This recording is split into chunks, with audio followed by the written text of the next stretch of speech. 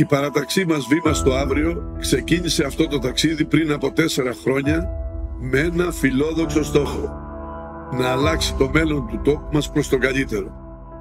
Αντιμετωπίσαμε πολλές προκλήσεις και προβλήματα, αλλά ανταποκριθήκαμε με συνέπεια και υπευθυνότητα, τηρώντας τις δεσμεύσεις μας.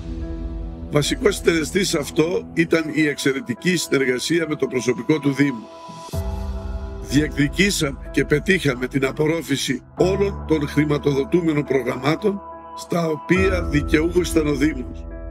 Χάρη σε αυτά τα χρηματοδοτικά εργαλεία πραγματοποιήσαμε έργα και δράσεις με σκοπό τη βελτίωση της ποιότητας ζωής των συμπολιτών μας και την προοπτική ανάπτυξη της τοπικής οικονομίας. Ας τα δούμε λίγο.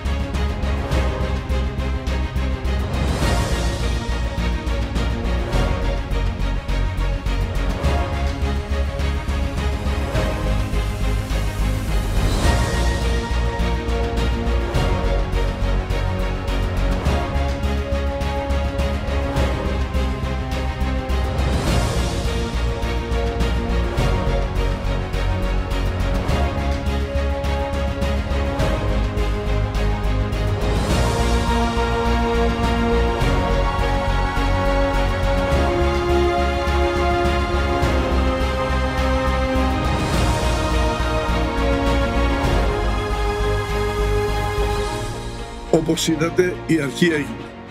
Ξεκινήσαμε τη διαδικασία και τώρα έχουμε τις βάσεις για να οδηγήσουμε το Δήμο στην ανάπτυξη. Το επόμενο βήμα είναι να αξιοποιήσουμε τους πόρους που προέρχονται από το Ταμείο Δίκαιης Μετάβασης με τη βοήθεια του παρατηρητηρίου που θα εγκατασταθεί στη Μεγαλόπολη. Ένα σημαντικό κομμάτι για την ανάπτυξη είναι η δημιουργία μεγάλης βιομηχανικής ζώνης και η κατασκευή του Μεσογειακού Κέντρου, για το οποίο εκπονείται ήδη μελέτη.